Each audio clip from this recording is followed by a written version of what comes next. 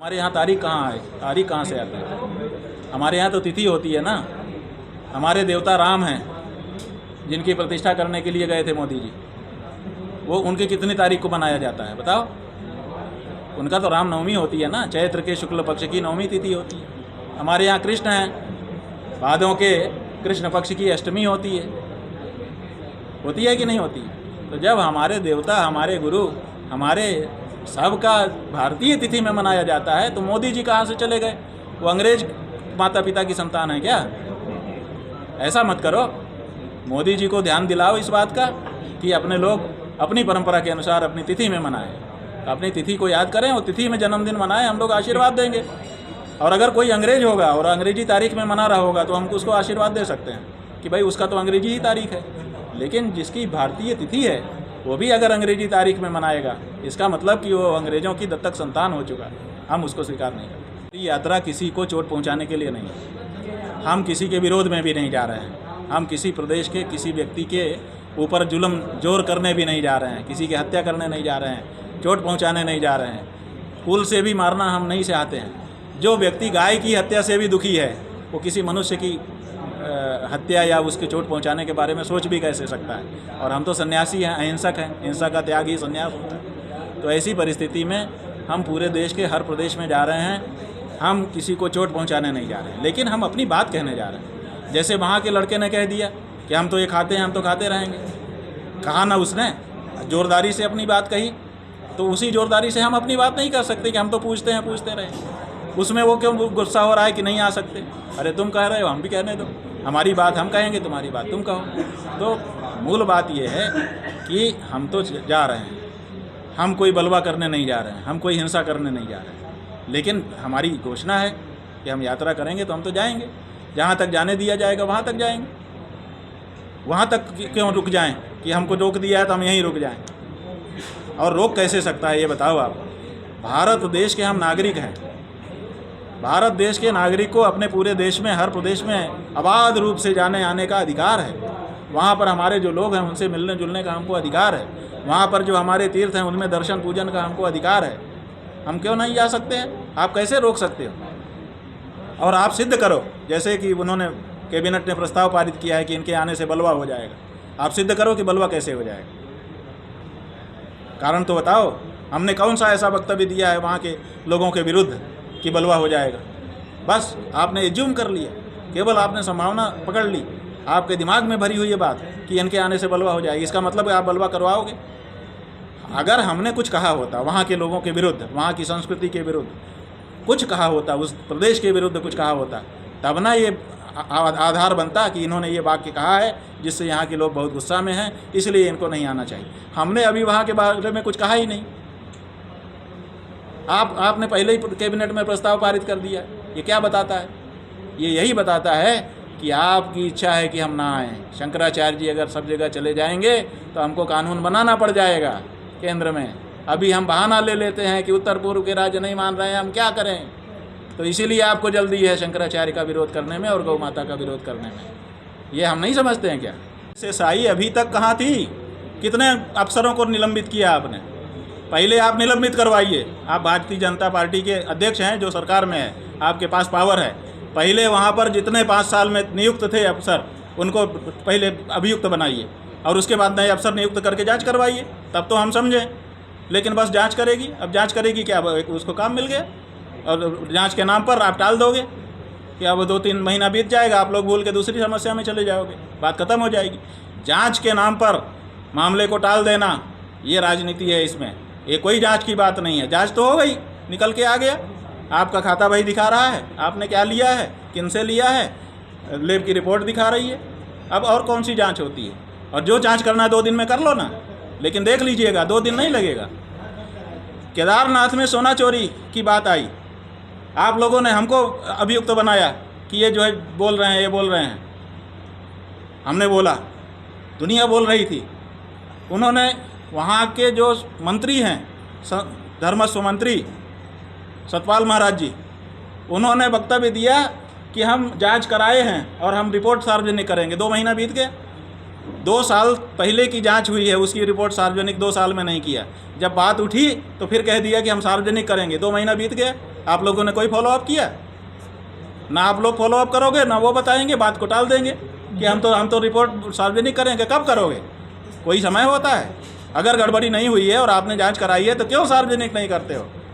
तो ये जांच की बात जो है ये टालने वाली बात है, हम इससे सहमत नहीं हैं। सबसे पहले तो वहाँ के भंडार में हम लोग आ रहे हैं गौ हत्या बंद करने के लिए। लेकिन हम कहना चाहते हैं कि जहाँ से वो आ रहे हैं उत्तर प्रदेश से, हमने इंटरनेट पर देखा, सर्च किया, उसमें तो उत्तर प्रदेश से सबसे ज़्यादा एक्सपोर्ट हो रहा है गाय के मांस का, बीफ का। पहले उत्तर प्रदेश में क्यों नहीं बंद करवाते हैं? अब उसकी बात का हमारे पास क्या जवाब है, आप बताइए। वो अरुणाचल प्रदेश में बैठा हुआ लड़का है, वो कह रहा है कि वो आ रहे हैं हमारे यहाँ बंद कराने, हमारी आदत है, हम नहीं बंद करेंगे, वो भी कह रहा है साथ में। लेकिन ये सवाल कह रहा है कि जब वो आ रहे थे गौ हत्या बंद कराने के लिए तो हमने सर्च किया, रिसर्च किया, रिसर्च में हमको निकल करके आया कि उत्तर प्रदेश में सबसे ज़्यादा गौ मांस का निर्यात हो रहा है। और फिर हमने भी उसका सुनने के बाद हमने भी रिसर्च करवाया। आप भी इंटरनेट पे खोज लीजिए कि गौ मांस का निर्यात जो हो रहा है, भारत इस समय दूसरे नंबर पर ब्राज़ील के बाद चला गया है, उसमें किस प्रदेश का कितना योगदान है, तो सबसे बड़ा ग्राफ उत्तर प्रदेश का आ रहा है, जहाँ पर गोरक्षपीठ के महंत मुख्यमंत्री बन के बैठे हुए हैं। इसके बारे में आपका क्या कहना? तो ये जो बातें हैं ये दोहरी हैं, दोहरा चरित्र कभी नहीं चल सकता है। आप जो हैं आपको वही दिखना पड़ेगा कि मैं ये हूँ, बस। फिलहाल जेपी नड्डा जी का बयान आया, उस पर आप कैसे देखते हैं? भाई ये सब राजनीतिक मामला है, राजनीतिक अपने अपने ढंग से करते हैं। सवाल ये है कि एक नेशन एक इलेक्शन, ठीक है, एक है तो सब कुछ एक ही होना चाहिए। तो फिर आप विविधता का देश क्यों कहते हो? बायोडाइवर्सिटी, ये शब्द क्यों प्रयोग में लाते हो? तो सब कुछ एक करो ना। यही तो हम कह रहे हैं कि अगर वन नेशन वन इलेक्शन लाना है, हम स्वागत करेंगे। फिर वन नेशन वन गौ कानून लाइए, पूरे देश में एक गौ हत्या निषेध कानून ले आइए। अगर एक गौ हत्या निषेध कानून ला दीजिए तो फिर एक चुनाव भी कराइए। लेकिन जब गौ हत्या का प्रश्न आएगा, कहेंगे नहीं ये राज्य का विषय है, अलग अलग राज्य अपने अपने ढंग से करेंगे। और जब इलेक्शन की बात आएगी एक साथ करा दो। ये दोनों कैसे चलेगा? अगर आपको एक देश है तो एक जैसा वातावरण बना दीजिए। एक जैसा वातावरण कहाँ बना पा रहे हैं आप तो कह रहे हैं यहाँ मध्य प्रदेश में आपने बना दिया कि साहब 10 साल का दंड कारावास हो जाएगा जो गाय मारेगा। यहाँ नहीं मार सकते, यहाँ नहीं मार सकते। माने गौवध निषेध जो कानून है मध्य प्रदेश का, वो क्या है? वो गौवध निषेध कानून नहीं है, गौवध स्थल निषेध कानून है कि यहाँ नहीं मार सकते। बाकी अपना ले जाओ, कहीं मारो, कोई दिक्कत नहीं। बहुत सारे स्टेट हमने तुम्हारे लिए छोड़ रखे हैं, वहाँ काटो खाओ। ये क्या है? ये चतुराई गाय के मामले में क्यों हो रही है? ये चतुराई दूसरे मामलों में क्यों हो रही है? जब एक देश है तो एक विचार, एक व्यवहार, एक आचरण। गौ माता अगर मध्य प्रदेश के लिए पूजनीय है तो अरुणाचल के लिए क्यों पूजनीय नहीं है? नागालैंड में क्यों भाजपा हमारा विरोध करती है? आप लोगों को पता नहीं है? अभी हम हर प्रदेश में जाके गौ ध्वज लगाना चाहते हैं। सबसे पहला विरोध भारतीय जनता पार्टी का आ गया, पत्र लिख करके 2 पन्ने का छप गया कि शंकराचार्य को नागालैंड में घुसने न दिया जाए। क्यों ना घुसने दिया जाए? अगर एक देश है तो शंकराचार्य वहाँ क्यों नहीं जा सकता? हमको बताइए। और जब शंकराचार्य वहाँ जा ही नहीं सकता तो एक इलेक्शन की क्या बात है? आप ये नहीं कर सकते हैं कि जो आपकी सुविधा का है उसमें आप एकता ला दें, एक रूपता ला दें।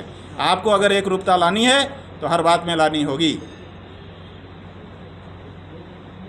सबसे पहला विरोध भारतीय जनता पार्टी के तरफ से शंकराचार्य का वहाँ प्रवेश पर आया है। उसके बाद तो वहाँ की सरकार ने प्रस्ताव ही कैबिनेट बुला लिया। कैबिनेट बुला, अभी हम यात्रा शुरू नहीं की है, अभी हम परसों से करेंगे। लेकिन वहाँ पर कैबिनेट का प्रस्ताव पारित हो गया कि शंकराचार्य नागालैंड में घुस नहीं सकते। और भाजपा भी की मिली-जुली सरकार है वहाँ। ये क्या बात है? आप अगर गौ भक्त हो, आप अगर फ़ोटो खिंचवा रहे हो तो नागालैंड के आपके अध्यक्ष की कैसे हिम्मत हो गई कि हमारा प्रधानमंत्री जो हमारी पार्टी से निकल करके आया हुआ प्रधानमंत्री बना हुआ है, वो गाय को इतना दुलार रहा है, पुचकार रहा है, उसको माला पहना रहा है, उसको वस्त्र पढ़ा रहा है, देवी जैसे मान करके उसकी पूजा कर रहा है, अपने ट्विटर हैंडल पर डाल करके उसका सबको बता रहा है कि मैं ये कर रहा हूँ। उसी पार्टी का जो प्रदेश अध्यक्ष है वो कहता है कि गाय को काट के खाना तो हमारी संस्कृति है। ये राष्ट्रीय पार्टी का। अगर नागालैंड की कोई क्षेत्रीय पार्टी होती और वो ये बोलती तो हम एक बार मान लेते कि भाई उनकी बात है। एक राष्ट्रीय पार्टी के लेटर हेड पर ये लिख करके दिया जा रहा है कि गाय खाना हमारी संस्कृति का अंग है। ये क्या है? ये दोहरा चरित्र आपका क्यों दिखाई देता है गाय के मामले में? आप एक चरित्र वाले बनिए। अरुणाचल प्रदेश के एक लड़के ने वीडियो बना करके डाल दिया कि अब तो सब जगह ये कमेटी बनानी पड़ेगी हम लोगों को, सब जगह पे हम निगरानी करेंगे, हम देखेंगे वहाँ पर कि वहाँ पर कौन सी चीज़ आ रही है, कौन बन रहा है। अब सरकार हमको रोक नहीं सकती है, क्योंकि सरकार कहाँ था उनका इंटेलिजेंस। आपके पास करोड़ों हजार करोड़ रुपए का बजट दे दिया गया है, आप पूरे देश का टैक्स लेकर के बैठे हो, आपके पास संसाधन है। 5 साल तक ये होता रहा, आप कुछ नहीं देख पाए कि हमारे भगवान को अभक्ष्य पदार्थ का भोग लगाया जा रहा है। क्यों नहीं पता चला आपको? इसका मतलब है कि आप इस बारे में ध्यान नहीं देते हो। इसलिए अब धर्माचार्य अपनी टीम बनाएंगे और जहाँ जहाँ भगवान का भोग लग रहा है वो पवित्रता से बन रहा है कि नहीं वो देखेंगे, और पवित्र वस्तुओं का उसमें उपयोग हो रहा है कि ये देखेंगे, तब भोग लगेगा और तब प्रसाद बटेगा, नहीं तो नहीं बट सकता है। तो कैसे केंद्र सरकार ने जो किया है, जो केंद्र सरकार उसमें मिली भगत मानते कि जगन भाई मिली भगत है कि नहीं है, लापरवाही तो है, अनदेखी तो है। क्या हमारी पवित्रता की रक्षा करने का दायित्व तो हमारे देश की सरकार का नहीं है? कोई भी कुछ भी आएगा, कुछ भी मिला करके हमको खिला के चला जाएगा। कहाँ है वो बाट माप FSSAI कहाँ है? आपने विभाग बना करके रखा है, अरबों रुपए का बजट उनको दिया हुआ है कि खाने पीने में कहीं मिलावट हो तो देखिए। कहाँ है वो विभाग? क्यों वो देखता नहीं है? अड़चन क्या है, आपको क्या समझ में? भाई तकनीकी अड़चन कुछ नहीं है, हमको किसी को नाराज़ नहीं करना है, सबका वोट लेना है, सबका साथ हो रहा है ना, तो सबके साथ में हिंदू की बात कैसे चलेगी? सबके साथ में तो साझा चलेगा ना। सबका साथ जब करोगे, अपना अपना टिफ़िन सब खोलेंगे, तो हमारे घर का जो है फल भी आएगा और उनके यहाँ की बांस का लोथड़ा भी हमारे में आएगा। सबका साथ हो गया। सबका साथ कैसे हो सकता है? जो गोवंश राजमार्ग में आता है उसका चुनाव एक गाय के पूजने वाला और एक गाय को काट के खाने वाला, दोनों का साथ हो सकता है? कैसी बात करते हो? सबका साथ कैसे हो सकता है? इसलिए स्पष्टता हमारी है, हम हिंदू हैं, हमारे अपने विश्वास है, हमारी अपनी आस्था है, हमारी अपनी परंपरा है, हम उसको निर्वहन करेंगे। अगर हमारे साथ कोई एडजस्ट कर सकता है हम उसको भी एडजस्ट कर लेंगे, लेकिन हमारी भावना के विरुद्ध हमारे देश में रह के कोई काम नहीं कर सकता। बहुमत जो कहेगा इस देश के अल्पमत को उसको स्वीकार करना पड़ेगा।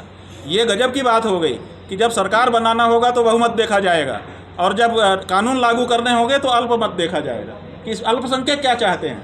अरे अल्पसंख्यक कुछ चाहें, बहुसंख्यक जो चाहेगा वो इस देश में होगा, और बहुसंख्यक हिंदू है, गाय का भक्त बहुसंख्यक है इस देश में, इसलिए गाय की पूजा होगी इस देश में, गाय की हत्या इस देश में नहीं हो सकती। ये पूरे विश्व का है, तिरुपति में केवल आंध्रा के लोग नहीं आते हैं। सवाल मेरा ये था कि स्टेट गवर्नमेंट ने तो मुद्दा उठाया, लेकिन केंद्र सरकार को जिस तरह से इंटरवीन करना था वो चीज़ें नहीं हो पाई। भाई केंद्र सरकार की परिस्थिति को तो समझो, ऐसे 2 बैसाखी पे खड़ी है, 2 बैसाखी पे खड़ी हुई सरकार क्या करेगी? दूसरी बात यह है कि गाय के बारे में चर्चा चल रही है कि गाय माता को राष्ट्रमाता का दर्जा दो, बोल ही नहीं पा रहे हैं। क्यों नहीं बोल पा रहे हो? जब तुम हिंदू हो तो तुमको क्या दिक्कत है? कोई अगर हिंदू है और वो भगवान की दया से किसी पद पर जिसमें पावर है उस पर बैठ गया है, उसको क्या दिक्कत है? ज़्यादा से ज़्यादा क्या होगा? अगले दिन प्रधानमंत्री नहीं रहेगा, यही तो, लेकिन उसका टिकट बुक हो जाएगा स्वर्ग में, इंद्र का आसन खाली हो जाएगा कि वो आ रहे हैं जिन्होंने प्रधानमंत्री पद छोड़ दिया था गौ माता के लिए। लेकिन ये हिम्मत नहीं कर पा रहे हैं। प्रसाद में गड़बड़ी हो गई, उनको क्या फ़र्क पड़ता है? ये तो जो हिंदू धार्मिक है, जो अपने आप को पवित्रता बनाए रखना चाहता है, उसके लिए ये बड़ा प्रश्न है। आज आपने यात्रा भी करी गौ को लेकर, पिछले कार्यकाल में कितना देखिए 100 दिन में हम क्या करेंगे इसकी योजना वो पहले ही बना चुके थे। जब चुनाव नहीं हुआ था तब उनकी कैबिनेट की बैठक हुई थी, और तीसरी सरकार जब हमारी बनेगी तो हम ये करेंगे, ऐसे 100 दिन का रोड मैप उन्होंने बनाया था, और बाद में वो रोड मैप ही नहीं दिखाया हमको। अब 100 दिन बीत जाने के बाद कह रहे हैं हमने बहुत कुछ किया। अरे वो पहले तो वो बताते कि हमने क्या बनाया था, वो हुआ कि नहीं हुआ। आपने क्या किया? आप तो कुछ कर ही रहे हो, आप तो 18 घंटे काम करते हो, उसी में चुनाव प्रचार भी हो जाता है, उसी में खाना सोना भी हो जाता है। ये तो कोई बात नहीं है। जम्मू कश्मीर में कलकत्ता वाले मामले को किस तरीके से देखते हैं लगातार? जम्मू कश्मीर में हाल ही में विधानसभा चुनाव चल रहे हैं और एक अलग माहौल वहाँ पर बन रहा है, क्योंकि जम्मू कश्मीर को लेकर 370 जैसे घटनाएं हो चुकी हैं। क्या आपको लगता है, क्योंकि आप भी लगातार वहाँ पर काफ़ी समय बिताए हैं? ऐसा है कि जम्मू कश्मीर का जो प्रश्न है, वहाँ पर धारा 370 कहा जा रहा था कि उससे बहुत बड़ी समस्या है देश को, उसको हम हटा देंगे, हटा दिया। अब हटा देने से क्या हो गया? ये मूछ जो है ना, ये क्या है? ये प्रतिष्ठा है। एक राजस्थान के व्यक्ति ने मूछ का एक बाल गिरवी रख दिया कि मैं गिरवी रखता हूँ, अगर और उसको फिर बाद में बहुत सारी संपत्ति दे के छुड़ा लिया, तो पता चला कि मूछ का बाल बड़ा कीमती होता है, अन्यथा रोज़ काट करके लोग नाली में फेंक रहे हैं। कोई कीमत है? तो ये मूछ का बाल है, इसका कोई मतलब नहीं है कि रहे चाहे कट जाए, लेकिन बस आपने इसको बना लिया, अपनी प्रतिष्ठा का प्रश्न तो हो गया। ऐसे ही धारा 370 से ना उसके रहने से कुछ समस्या थी, ना उसके जाने से कोई बड़ा फ़ायदा हो गया। मूछ का प्रश्न था, वो कहते थे कि नहीं हटा सकते, वो कहते थे कि हम हटा देंगे। जैसे जनगणना का सवाल अभी आप लोगों ने पूछा, वो कहते हैं हम जनगणना करा के रहेंगे, वो कहते हैं बिल्कुल नहीं करने देंगे। मूछ का सवाल है, इससे कुछ होना जाना नहीं है। ऐसे कुछ सवाल जो है मूछ के होते हैं, केवल प्रतिष्ठा के होते हैं, इनका कोई लेना देना नहीं होता है। जनता इससे मूर्ख बनती रहती है। मांस का निर्यात नहीं कर सकता। जो गाय के मांस के, गौ हत्या के मामले में प्रत्यक्ष अप्रत्यक्ष किसी रूप में जुड़ा हुआ है, वो हिंदू हो ही नहीं सकता है। हम उसको इसी समय नोटिस दे रहे हैं आपके माध्यम से कि तुम बताओ कि तुमको हिंदू क्यों माना जाए, अन्यथा तुम हिंदू धर्म से बहिष्कृत हो। अपने धर्म से बहिष्कृत करने का हमको कानूनी अधिकार है, विधिक अधिकार है। अपने धर्म की पवित्रता बनाए रखने के लिए जो हमारे धर्म में गलत लोग हैं उनको बहिष्कृत करने का हमको अधिकार है। उसी अधिकार से हम उनको बहिष्कृत करते हैं और 15 दिन का समय देते हैं, बताएं वो कि आखिर उनको क्यों हिंदू माना जाए। आप जो है गौ मांस का व्यापार करें और अपने आप को हिंदू कहें, ये दोनों बात नहीं चल सकती। मोहन यादव की सरकार है, इसको लेके आपका क्या है? मोहन यादव की सरकार से हम खुश हैं। इसलिए खुश हैं कि पहले से ही यहाँ गौवध का कानून था। फिर हमने कहा काशी में वर्ष प्रतिपदा के दिन कि इस संवत्सर को हम गौ संवत्सर कहेंगे।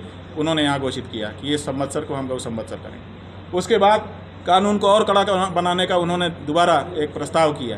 तो कम से कम कुछ तो कर रहे हैं, जहाँ तक थे उससे भी आगे बढ़ रहे हैं। तो इसलिए हम इनसे खुश हैं कि ये अच्छा काम कर रहे हैं। हमारा कोई विरोध किसी से नहीं है। जो हमारे संस्कृति का, हमारी सभ्यता का, हमारी गाय का है वो हमारा है, और जो नहीं है वो नहीं है हमारा, चाहे वो कोई हो।